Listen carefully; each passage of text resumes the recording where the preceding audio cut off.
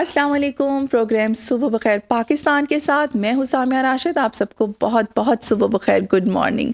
जी हाँ, इंतहाई शदीद थ्रोट इन्फेक्शन के साथ मैं स्टिल यहाँ पे मौजूद हूँ और आप लोगों के साथ हम करेंगे आज बहुत सारी बातें।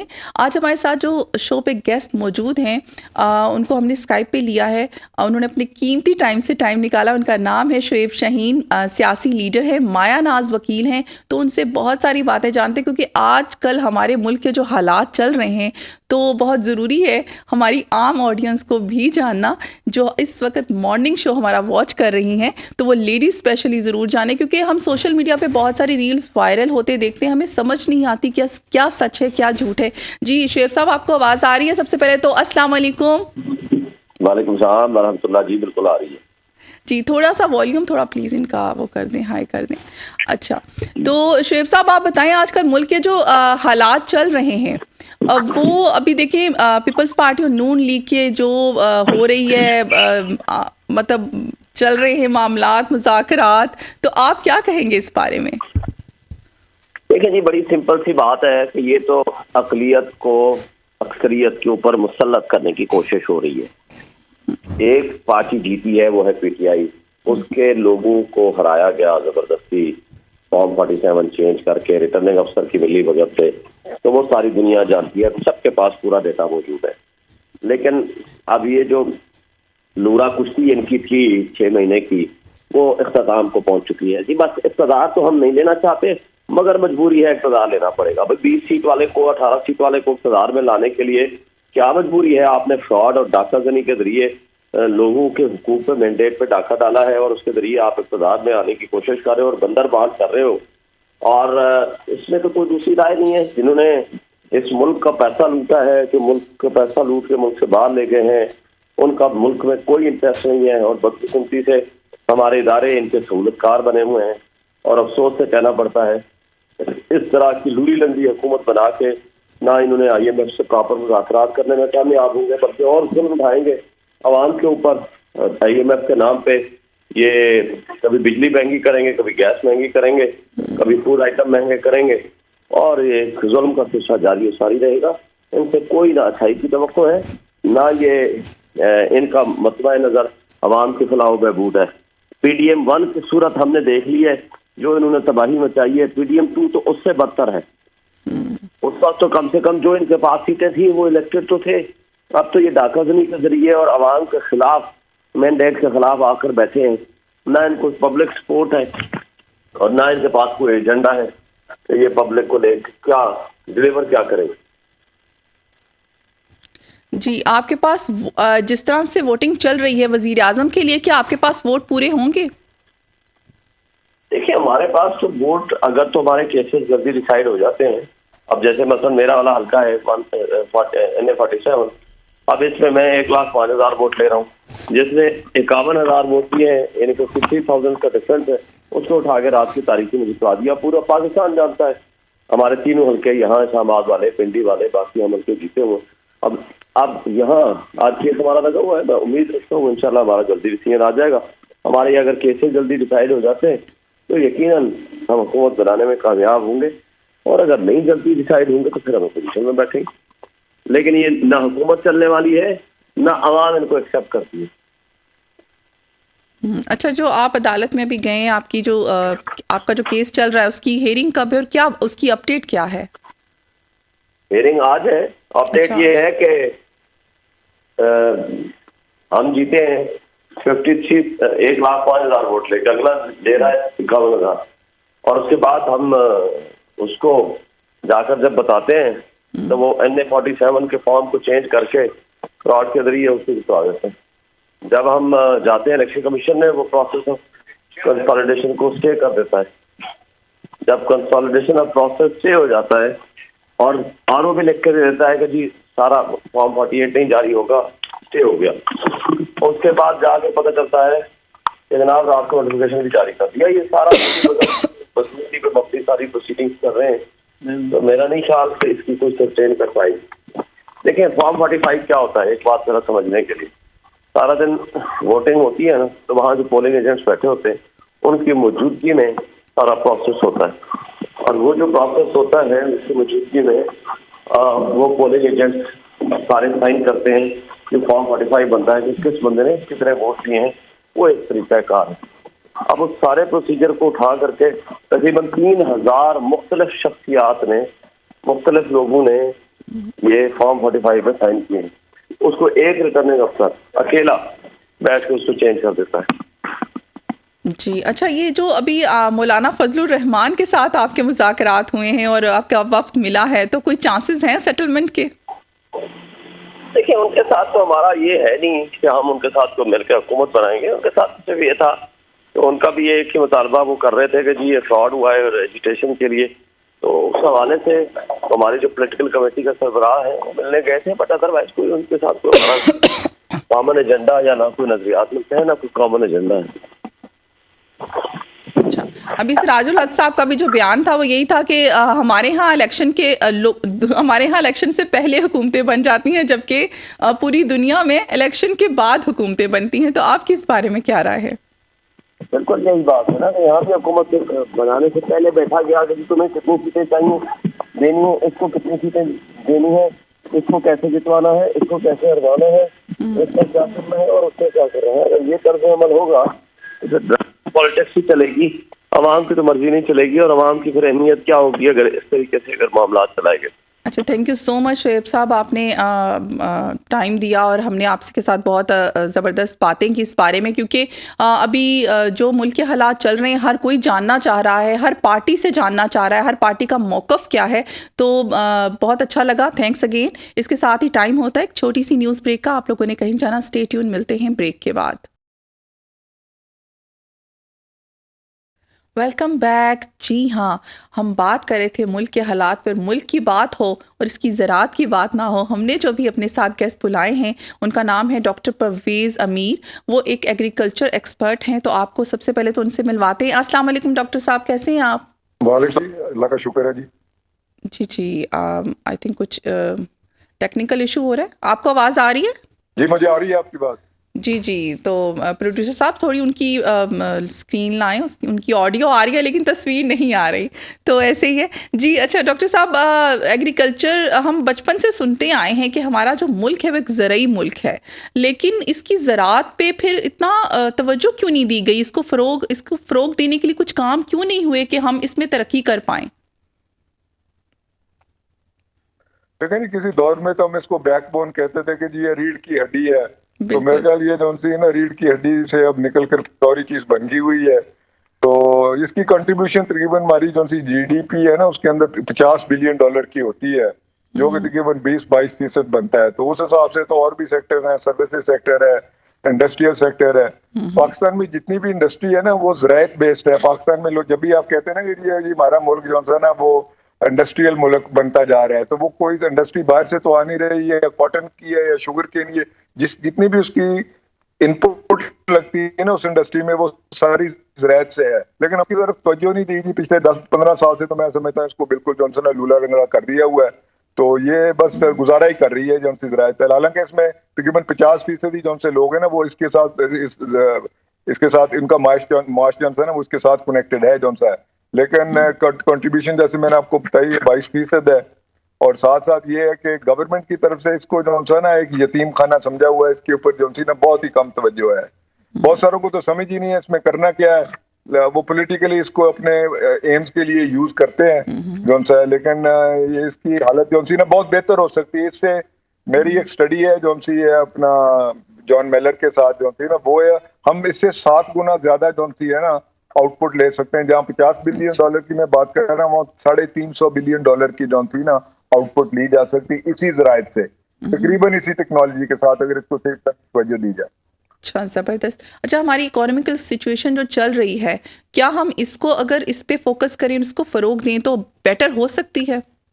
बिल्कुल ये कंट्रीब्यूट कर सकती है जी। इसको अगर आप इसके अंदर मैनेजमेंट, असल इशू जो से ना एग्रीकल्चर की मैक्रो मैनेजमेंट है हायर लेवल के ऊपर। जो हमने सबसे बड़ा गुनाह जो सा किया वो इसको डिवॉल्व कर किया था। जो सी 18th अमेंडमेंट थी ना हमने प्रोविंसेस को दे दी। वो पहले इसका थोड़ा बहुत जो सा ना शुरू में एक फेडरल गवर्नमेंट की तरफ से इसके ऊपर सपोर्ट सिस्टम बना हुआ था। पैसे हमने उनको दिए नहीं, मैन पावर दी नहीं है। सब्जेक्ट ये जो सा ना ये बेसिकली प्रोविंशियल बन गया कि ये हमारा तो काम ही नहीं है, फेडरल गवर्नमेंट का, ये प्रोविंसेस का काम है। तो वहां पर जब से ये आई हुई है ज़राअत के ऊपर जो सी ना तवज्जो कम है। मेन हमारी एग्रीकल्चर जो सी सिंध में होती है या उसको कहते हैं पंजाब में है। तो ये अगर इसको हम ठीक कर लें तो मैं समझता हूँ कि हम जो सी अपनी ये गुर्बत है, अपने जो से ये लोन्स हैं, हमारे जो से हालात इस वक्त बदतर से बदतर होते जा रहे हैं, हम उनके ऊपर काबू पा सकते हैं। लेकिन हाई लेवल मैनेजमेंट है जी, साइंस बेस्ड। जिन दुनिया के ममालिक ने साइंस बेस्ड की हुई है वो आगे हैं। जो इधर दकियानूसी टाइप आप जब वजीर लगाते हैं तो आप देखते हैं कि जी वो उसने जिम्मेदारा कभी किया था थोड़ा बहुत या उसकी को पोलिटिकल स्टैंडिंग है, वो आपके वजीर बनते हैं। यही हाल आपके महकमों के अंदर है। तो इसको साइंस बेस्ड जब तक नहीं आप करेंगे ये इसके अंदर कोई फर्क भी नहीं आएगा। पूरे साथ वाले हमसाया मुल्क में देखें उसको कहते हैं। मैं अभी आपसे 2 मिनट बात करने से पहले मैं देख रहा था कि जो उनकी टाटा की इंडस्ट्री है उसकी जो उनकी जीडीपी है पाकिस्तान से ज्यादा है। एक इंडस्ट्री जो सी है जो टाटा का ग्रुप है उसकी टोटल जो सी आमदन है साल की वो पाकिस्तान के टोटल जो आमदन है उससे ज्यादा आमदन हुई है। अच्छा। तो यही मिसमैनेजमेंट है और कुछ भी नहीं। तो जी तो इसे कैसे फिक्स किया जा सकता है? अच्छा, और आर्मी चीफ ने भी एक स्टेप लिया था, वो कितना कंट्रीब्यूट कर रहा है इसमें?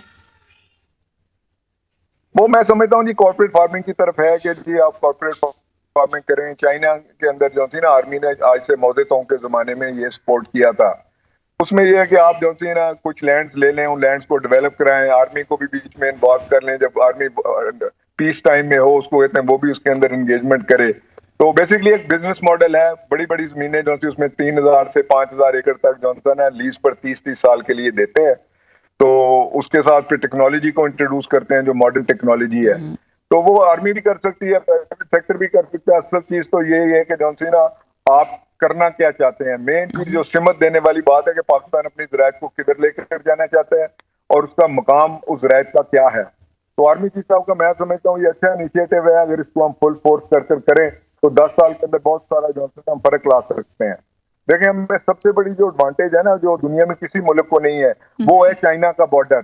चाइना एक ऐसी जगह मार्केट है हमारे लिए, हम जो मर्जी पैदा कर लेना उसकी खपत इतनी ज्यादा है क्योंकि उसकी पॉपुलेशन इतनी ज्यादा है तो हम बासानी के साथ जो है ना उसकी मार्केट को फीड कर सकते हैं।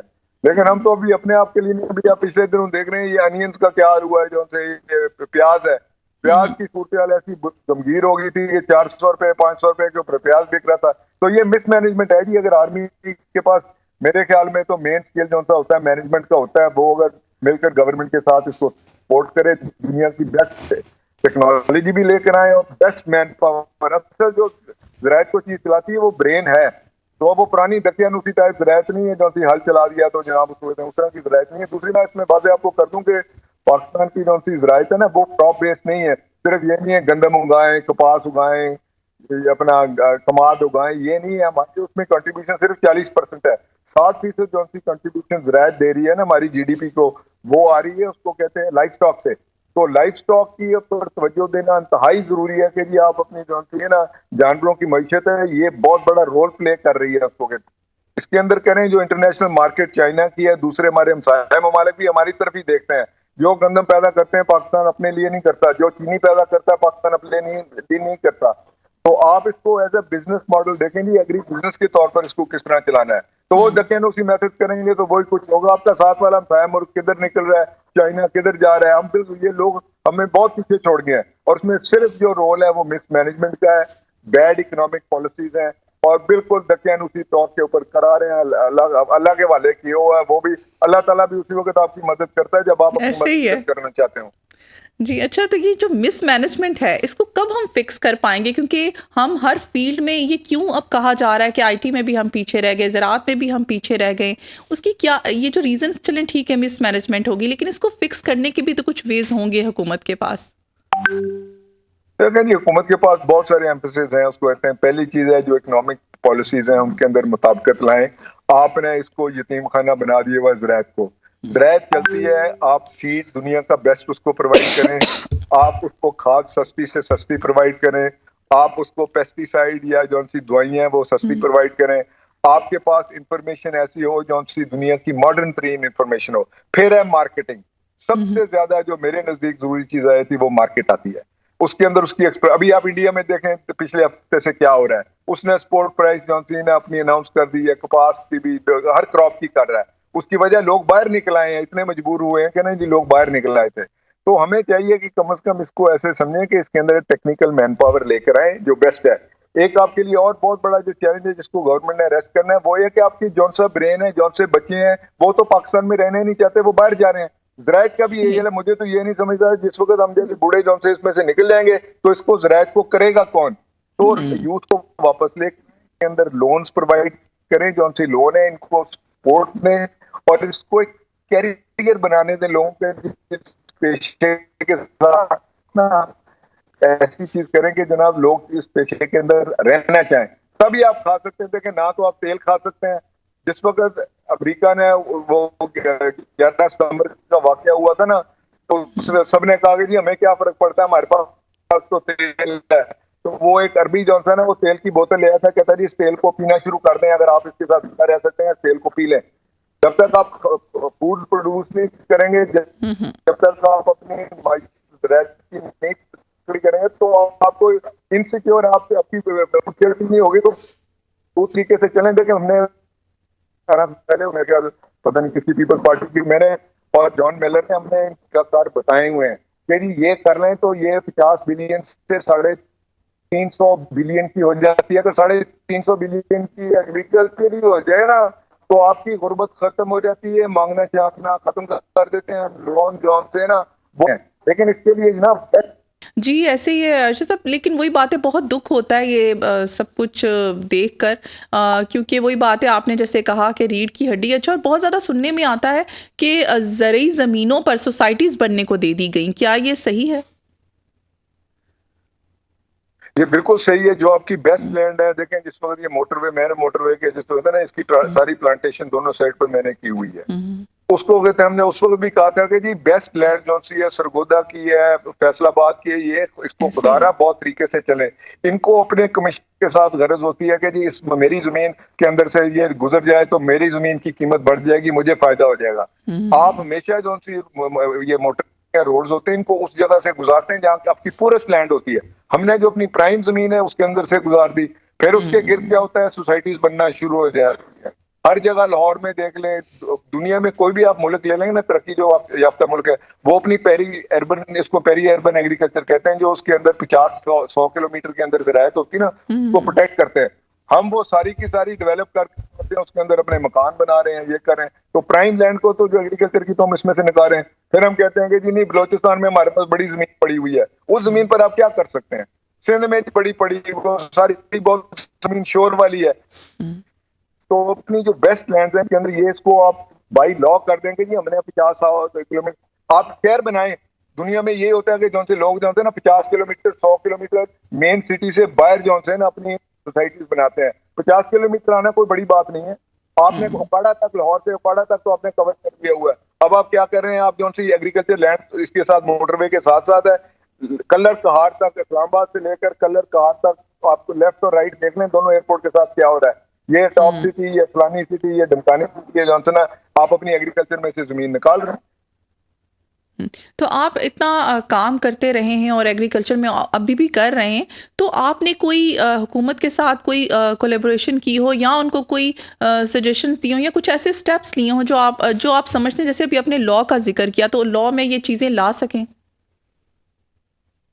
देखिए जी, लॉ के अंदर नहीं, ये अब मैंने आपको बताया कि हमने इस सब्जेक्ट को जो है ना, ये एग्रीकल्चर को प्रोविंसेस के अंदर दे दिया हुआ है।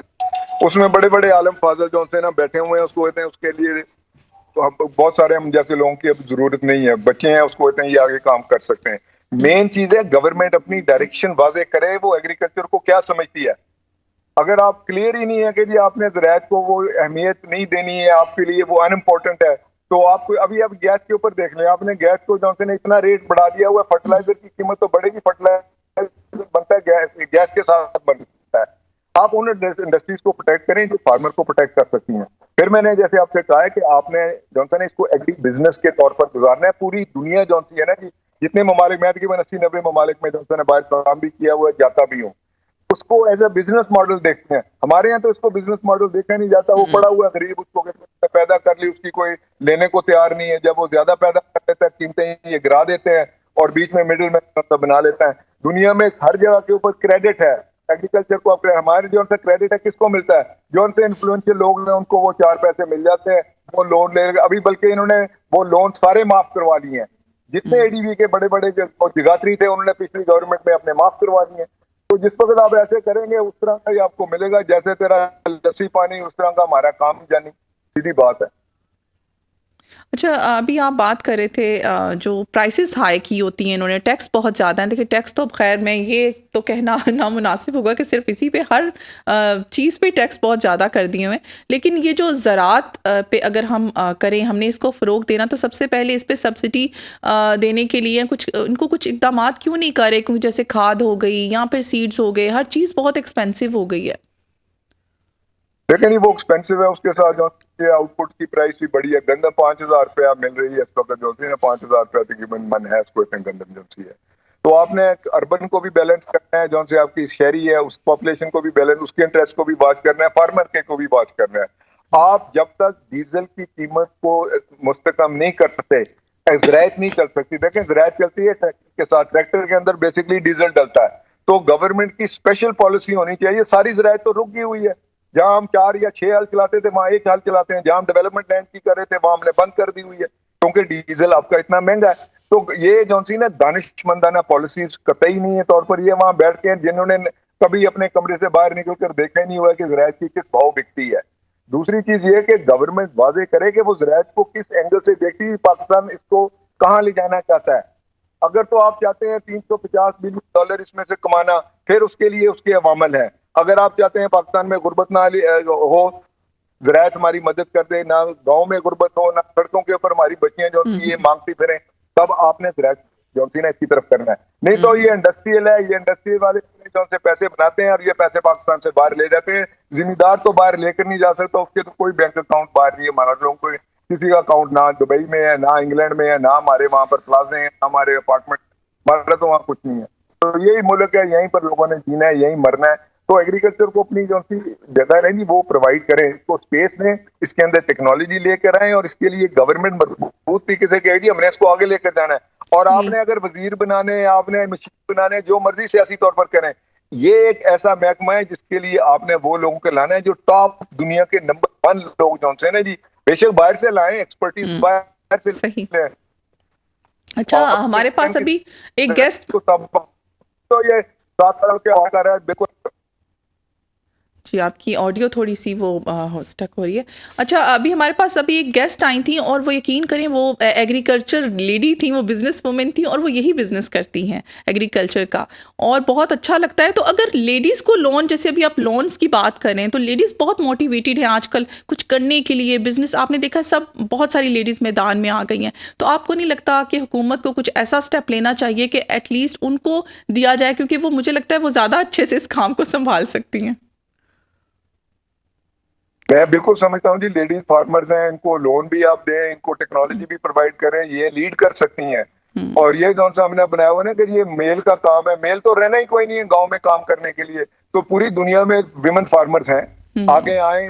मैं समझता हूँ ये ऑनेस्टली भी करेंगे, ये जो सी ना मार्केटिंग के अंदर आए। मुझे खुशी होती जब मैं ये जुमा बाजार वगैरह जाते हैं ना, कुछ जगह पर मैं देखता हूँ लेडीज जो सी ना वो सेलिंग के अंदर आ रही हैं। तो पूरी दुनिया में, अफ्रीका में चले जाओ, कहीं चले जाओ, जो सी विमेन एंटरप्रेन्योर जो से हैं, तो इनको सपोर्ट करें जी, इनको फाइनेंशियली भी करें, इनके लिए पैकेजेस भी दें, इनको ट्रेनिंग भी दें और इनको आगे लेकर आए। मैं तो फुली इसके लिए जो था ना, मैं हमेशा यही इसके लिए प्रमोट करता हूँ बल्कि इस बात। चले, आई होप कि ये आइडिया आप आगे भी सजेस्ट करेंगे। अच्छा, क्लाइमेट चेंज का देखिए कितना बड़ा एक डेंजर है, और मैं अक्सर इसके ऊपर बात करती हूँ अपने शोज़ पे भी और डिफरेंट सेमिनार्स में भी, कि लोगों को अवेयरनेस ही नहीं है कि देखिए हमारा मुल्क, वही बात, एक डेवलपिंग कंट्री और ज़रूरी मुल्क है, और क्लाइमेट चेंज का जो सबसे ज़्यादा इफेक्ट आता है वो हमारी ज़राअत पर आता है। तो आप इस बारे में क्या कहेंगे? देखा नहीं, पॉलिसियां भी हमने बनाई है, क्लाइमेट चेंज पॉलिसी, मैं भी उसमें फुली इन्वॉल्व रहा हूँ। तो मैंने उसकी पॉलिसी दे दी, उसके लिए कुछ इकदाम भी कर दिए जो से कर सकते थे। हम सिर्फ फ्लड का इंतजार करते हैं कि या खुदा हमें हर तीसरे चौथे साल फ्लड दे और हमने अपना कशकोर आकर जो है ना बाहर मांगना शुरू कर दें। हम तो इसके लिए दुआ करते हैं, और जितनी हमारी इनएफिशिएंसी जो हमने करप्शनें की होती हैं, हम दुआ करते हैं कि जी वो फ्लडों के अंदर जो सी ना वो करप्शन जो सी छुप जाए और वो बह जाए और फिर हम नए सिरे से शुरू कर दें। तो इसके लिए जो देखो सिर्फ पॉलिसीज नहीं है, इसके लिए आपने स्मार्ट एग्रीकल्चर लेके नहीं, जो क्लाइमेट प्रूफ्ड एग्रीकल्चर है, उसमें वैरायटियां हैं। अब नई वैरायटीज बीच में ऐसी आ रही हैं जो आपको 80 से 100 मन भी गंदम देती हैं। उसको लेकर आए, जौन से टेम्परेचर को हम अल्लाह ताला के साथ जौन से ना जी वो नाराजगी नहीं कर सकते। अगर टेम्परेचर ने बढ़ना है तो हमने उससे मुताबिकत पैदा करनी है। असल में अडेप्टेशन किस तरीके से आप जौन सी ना टेक्नोलॉजी एग्रीकल्चर के अंदर अडेप्टेशन करते हैं, फार्मर की आप क्या सपोर्ट करते हैं। और पानी है सबसे बड़ी जौन सा इस वक्त हमारा चैलेंज है, वो पानी है कि थोड़े पानी के साथ जौन सी ना आप अच्छी से अच्छी ज़राअत कर सकें। उसके लिए फिर मॉडर्न टेक्नोलॉजी अब सोलर के ऊपर जी हमारे एक जी अभी मैं बैक कैमरा आपसे बल्कि बात भी कर रही थी, हमारे एक बड़े अच्छे से गेस्ट है डॉक्टर परवेज, वो इसके ऊपर बहुत अच्छा काम कर रहे हैं हार्वेस्टिंग पे, वाटर स्टोर करने के ऊपर और उसको स्टोरेज कैसे किया जाए। तो बहुत से लोग हैं जो इंडिविजुअल तौर पे काम कर रहे हैं, वो हुकूमत का वेट नहीं करे कि हुकूमत आएगी तो क्या करेगी। तो आपको क्या आप कोई मैसेज देना चाहेंगे हमारी यूथ को या लोगों को कि वो इंडिविजुअल तौर पर क्या इसमें कंट्रीब्यूट कर सकते हैं, स्पेशली जो हमारे किसान हैं। देखिए जी, हम तो किसान जो है ना वो गवर्नमेंट के ऊपर तो रिलाई नहीं करता, वो उसकी पनिशमेंट के ऊपर रिलाई करता है क्योंकि उसके पास ऑप्शन कोई नहीं होता। मेरा तो मैसेज ये है कि आप पहली बात है कि अपनी यूनिवर्सिटियों के अंदर जो से हमारे बच्चे पढ़ रहे हैं इनको आप जो है ना इनको एक्सपोज करें। कोई बंदा नहीं होना चाहिए जो बेसिक एग्रीकल्चर से एक्सपोज नहीं है, वो इंजीनियरिंग कर रहा है, मेडिसिन कर रहा है, अपना फूड प्रोड्यूस कर रहा है। खवातीन है बाखुदा, उसको दो तीन दफा गया हूँ, सारी की सारी सब्जी की आप कह ही नहीं सकते जी सब्जियां बड़ी महंगी हो गई। कोई घर ऐसा नहीं जो सी सब्जी अपनी नहीं करता। तो ये आप जब से खवातीन की बात कर रहे हैं या बच्चे हैं हमारे, इनको आप ट्रेन करें, जो आप फार्मर के साथ मिलकर, जमीन तो हमारे पास काफी है, हमारे पास वसाइल उस तरह के हैं, आप पार्टनरशिप में जाएं। जो एंटरप्रेन्योर ये कहते हैं नए स्टार्टअप्स आ रहे हैं, स्टार्टअप्स आए ना जी, उसको कहते हैं पार्टनरशिप में आए फार्मर के साथ। फार्मर तो ओपन है इसके लिए, लेकिन एग्रीकल्चर का वे हमेशा हार्ड वे होता है। ये अर्निंग जो होती है ना जी, ये बैठकर प्लाट बेच दिया और पैसे को इस तरह नहीं, इसके अंदर तो जान मारनी पड़ती है। तो आए, उसको कहते हैं आगे पार्टनरशिप के अंदर आए। गवर्नमेंट इसके लिए जो होता है ना जी, अम्ब्रेला प्रोवाइड करे, साइंस बेस्ड अम्ब्रेला प्रोवाइड करे, तब ये पाकिस्तान आगे इसको करने जाएगा, नहीं तो कोई बातें तो हम सारा नहीं करते। डॉक्टर साहब, हम दुआ करते हैं कि आप जो काम कर रहे हैं उसका कोई रिज़ल्ट अब निकले और हम उसका नतीजा देखें और हम अपने मुल्क को ना तरक्की करते देखें ज़राअत में। हमारा ये जो ख्वाब है ना, ये ख्वाब पूरा हो जाए। तो थैंक यू सो मच, आपने हमें टाइम दिया और हमारे शो पर आए। इसके साथ ही टाइम होता है छोटी सी ब्रेक का, आप लोगों ने कहीं नहीं जाना, स्टे ट्यून, मिलते हैं ब्रेक के बाद। Welcome back. जी हाँ, हमारे साथ जो अब गेस्ट मौजूद है उनका नाम है सैयद हसन मुर्तज़ा, पीपल्स पार्टी के लीडर हैं, सियासी लीडर हैं और बड़े फेमस हैं जी। और आपको इनसे सबसे पहले तो मिलवाते हैं। अस्सलाम वालेकुम हसन साहब, कैसे हैं आप? जी वालेकुम अस्सलाम, खैरियत जी, ठीक जी। अच्छा हसन साहब, ये जो PML नून और पीपल्स पार्टी के दरमियान मुज़ाकरात हुए हैं कल, ये किन टर्म्स एंड कंडीशंस पे ये तय पाए हैं? बहुत शुक्रिया जी।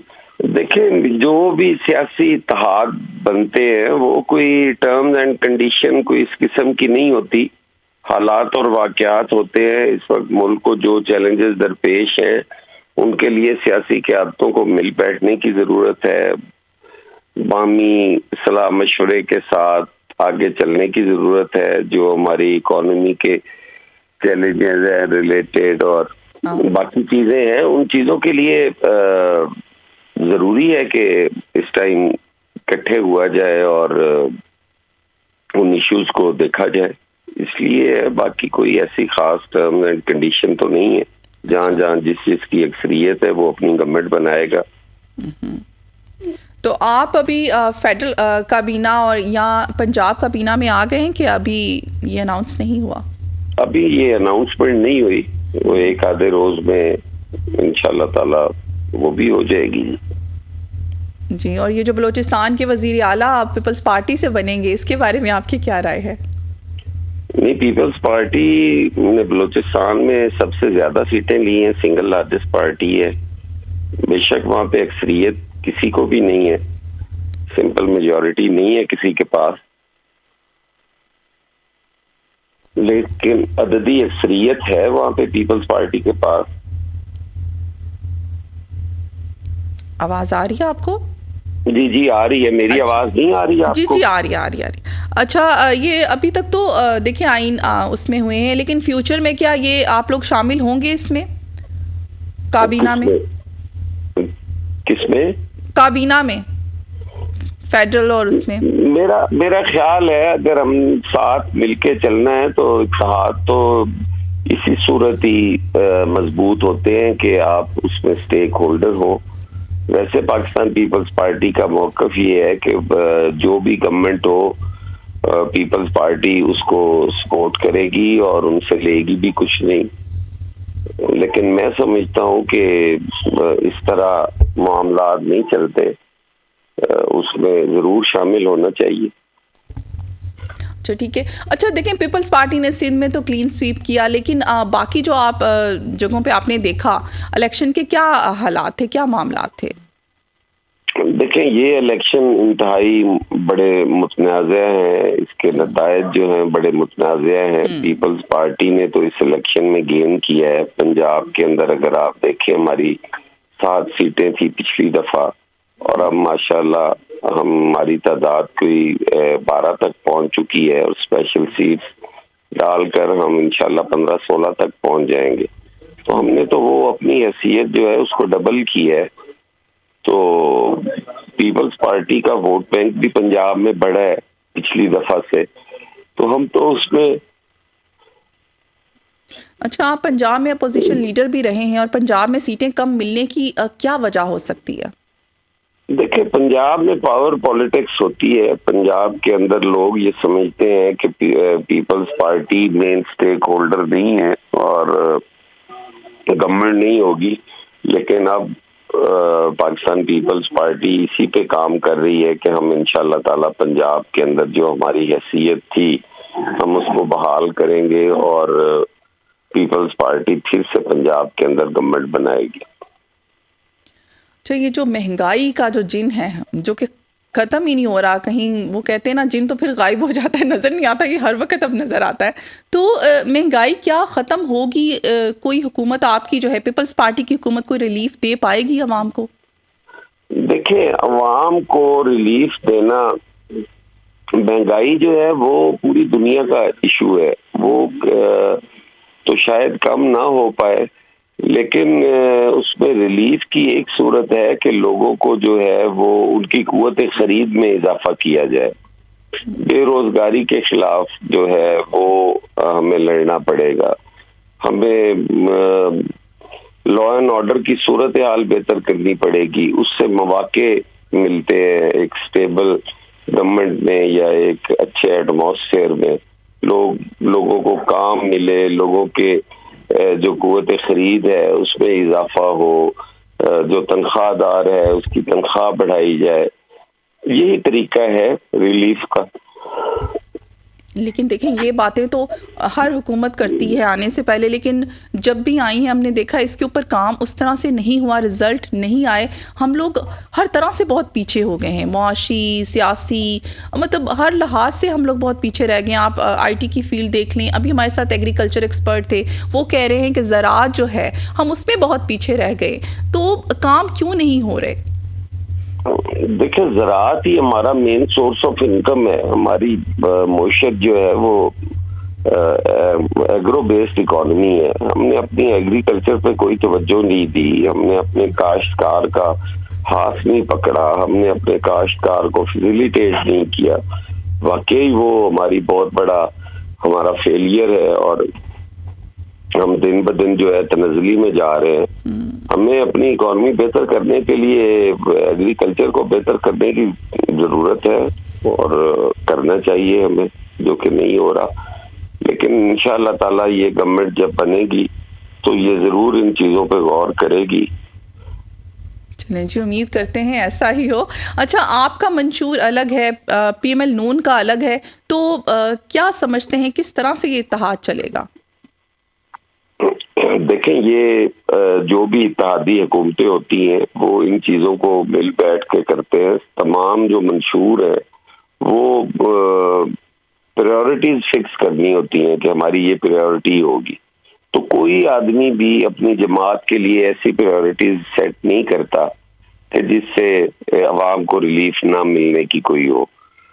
तो इंशाअल्लाह ताला आप देखें ये गवर्नमेंट बने, अल्लाह करे और अल्लाह ताला हम सबकी मदद करे और हम ये इसमें अवाम को रिलीफ दे पाए। अच्छा, आपको लगता है ये हुकूमत जो है ये 5 साल चल पाएगी? अनफॉर्चुनेटली ऐसा पहले कभी नहीं हुआ, तो इसलिए सवाल। देखो, हमारी तो कोशिश भी है और दुआ भी है, और पाकिस्तान पीपल्स पार्टी ने तो हमेशा कोशिश की है कि हमारा जो पार्लिमानी मुद्दत है वो पूरी होनी चाहिए, क्योंकि ये तसलसल से ही चीजें बेहतर हो सकती हैं। अगर उसमें कोई आपको कभी असेंबली टूट जाए, कभी लीडर ऑफ द हाउस बदल जाए, इससे स्टेबिलिटी नहीं आती, ये तसलसल से ही आती है, और इंशाल्लाह ताला बेहतर होगा जी। अच्छा, आप लोगों का जो पीपल्स पार्टी का एक बड़ा ज़बरदस्त प्रोजेक्ट था बेनज़ीर इनकम सपोर्ट, उसमें कोई बेहतरी लाने के इम्कानात हैं? यकीनन आप ये समझें कि बेनज़ीर इनकम सपोर्ट प्रोग्राम ही एक ऐसा प्रोग्राम है जिससे हमारे पास सारा डाटा आया है। हमने जब भी ये फ्लड आए हैं, जल्जले आए हैं, उनमें अगर रिलीफ दिया है या कोई आईडीपीज हुए हैं उनको सेटल किया है, तो वो बेनज़ीर इनकम सपोर्ट प्रोग्राम का डाटा ही है जिसकी बुनियाद पे हम ये सारा कुछ करते हैं। और इसमें पाकिस्तान पीपल्स पार्टी का है कि इसको आगे बढ़ाया जाए, इसमें यूथ कार्ड जो है वो इंट्रोड्यूस करवाया जाए, इसमें एग्रीकल्चर कार्ड होना चाहिए, काश्तकार कार्ड, मजदूर कार्ड, ये सारी चीजें जो है ये इसी डाटे की बुनियाद पे हम आगे लेके बढ़ेंगे।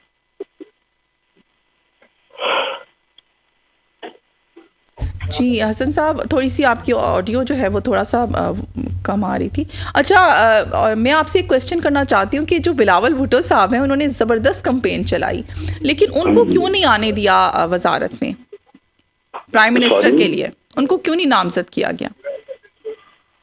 सॉरी, जरा रिपीट करें। बिलावल भुट्टो साहब ने इतनी ज़बरदस्त कैंपेन चलाई पीपल्स पार्टी के लिए, और अच्छा मैं इसमें एक चीज़ ऐड करूँगी, पर्सनली ऐड करूँगी कि मैं ज़्यादातर हम जो खिताबात हो रहे होते हैं वो देख रहे होते हैं, तो मुझे उनकी एक बात बड़ी अच्छी लगी बिलावल भुट्टो की। उन्होंने एक दफ़ा तकरीर कर रहे थे और उन्होंने कहा ऑडियंस को कि ये इलेक्शन से पहले की बात है, तो जब वो कैंपेन रन कर रहे थे तो उसमें उन्होंने कहा कि क्लाइमेट के इशू पे उन्होंने बात की, और मुझे बहुत अच्छा लगा कि ऐसे एजुकेटेड लोग जब बात करते हैं और ऐसे लोग जब आएंगे हुकूमत में तो डेफिनेटली वो काम करेंगे। तो उन्होंने कहा कि जब वो तकरीर कर रहे थे तो उन्होंने कहा कि ये टॉपिक बहुत बोरिंग है, मगर ये कितना ज़रूरी है ये आप लोगों के लिए जानना बहुत ज़रूरी है। तो मुझे बहुत अच्छी लगी उनकी ये बात, मैं बहुत इम्प्रेस हुई पर्सनली, क्योंकि मैं खुद बहुत एक आप कह लें एज एन एंटरप्रेन्योर मैं खुद बहुत वरी करती हूँ अपने मुल्क के ये जो क्लाइमेट चेंज जो इशू है इसके लिए। तो इतनी उन्होंने अच्छी ज़बरदस्त कैंपेन रन की, तो आपने उन्हें वज़ीर आला के लिए नामज़द क्यों नहीं किया? वज़ीर आज़म के लिए, सॉरी। नहीं, हमारे पास अददी अक्सरियत नहीं है, हमारे 54 मेंबर हैं, तो उनके साथ हम किस तरह हुकूमत चीफ एग्जीक्यूटिव के लिए हम आगे बढ़ते। तो जिनके पास अददी अक्सरियत है वो उनका हक है, वो बने। इंशाल्लाह जब लोग हमें भी ये मैंडेट देंगे तो फिर हम भी बनेंगे और उस पर काम भी करेंगे। और क्लाइमेट चेंज आज से जब 15 साल पहले 20 साल पहले जरदारी साहब कहा करते थे, सबसे पहले उन्होंने ही बात की थी क्लाइमेट चेंज की, तो लोग मजाक समझते थे कि ये कौन सी बातें कर रहे हैं। जी ऐसे ही है, लीडर का एक विजन होता है, वो देख रहा होता है कि आने वाला वक्त जो है वो कैसा होगा। तो आज सबसे अहम इशू आप देख लें हमारे पास क्लाइमेट चेंज का ही है। बिल्कुल, बल्कि शीरी रहमान ने बहुत ज़बरदस्त काम किया। मैं जब भी अपने शो पे कोई इस तरह के एक्सपर्ट्स बुलाती हूँ तो मैं ज़रूर उसका जिक्र करती हूँ, और वो भी करते हैं, क्योंकि देखें जब कोई अच्छा काम किया जाता है ना तो उसको सराहा जाता है। और वही बात है, हम बहुत सारी नेगेटिव एस्पेक्ट्स को तो बहुत एनहेंस करते हैं, लेकिन पॉजिटिव बातों को भी अप्रिशिएट करना चाहिए। तो ऐसे लोगों को आना चाहिए हुकूमतों में जो एजुकेटेड है, जो इन इश्यूज़ को समझते हैं कि हमारे मुल्क की तरक्की कैसे होगी। आपस में वही बात है, जैसे अभी आपने भी कहा थोड़ी देर पहले, कि वो उन चीज़ों से दुश्मन फ़ायदा उठाते हैं। आपस में मिल बैठ के जो काम होते हैं वो बहुत अच्छे होते हैं। तो उम्मीद करते हैं कि हमारे मुल्क के लिए बहुत अच्छा हो जो आप लोगों ने फ़ैसला किया है, और नेक्स्ट टाइम आपने हमारे स्टूडियो में आना है, ऐसे बात नहीं करनी। ठीक है, इंशाल्लाह जी, मैं ज़रूर हाजिर रहूँगा। आपकी ज़रा तबीयत भी ठीक हो लेना, मैं ज़रूर आऊँगा। जी जी, थैंक यू सो मच। चलिए इसके साथ ही हमारे शो का टाइम जो है वो ख़त्म होता है। बहुत अच्छा लगा बात करके आज सियासतदानों से और एग्रीकल्चरल एक्सपर्ट से बहुत कुछ हमने जाना और बहुत सी अपनी बातें भी शेयर की, अपने क्वेश्चंस भी उनके सामने रखे जो हमारे माइंड में थे कि आखिर ये क्यों नहीं हो रहा। लेकिन वही बात है कि हमारी दुआएं जो हैं वो अपने मुल्क के साथ हैं, इस मुल्क के लोगों के साथ हैं। अल्लाह ताला हमारे मुल्क को कामयाबियों से दो चार करे। बहुत सारी दुआओं के साथ अपने शो का अख्ताम करते हैं। इजाज़त चाहूँगी। अल्लाह हाफिज़।